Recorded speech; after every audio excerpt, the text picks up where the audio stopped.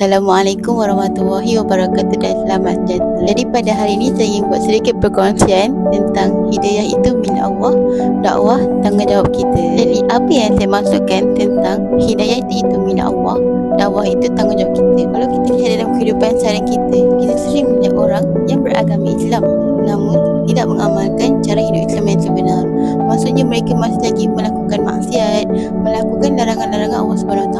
Di sini sebenarnya kita kena ingat dan sedar yang bahawasanya Allah lah yang menentukan bila seseorang itu mendapat hidayah dan siapa yang mendapat petunjuk tersebut.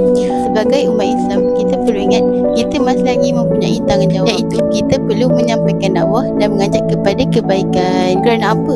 Kerana Allah telah memberikan hidayah tersebut kepada kita. Kita sedar akan perbuatan mereka itu salah. Kita perlu tegur mereka dan menasihati mereka supaya mereka berubah. Jadi apa yang kita perlu lakukan setelah mendapat hidayah daripada Allah SWT? Yang pertama, kita perlu memperbaiki diri dan meningkatkan diri kita kepada Allah SWT. Yang kedua, kita perlu menasihati mereka yang melakukan larangan Allah SWT.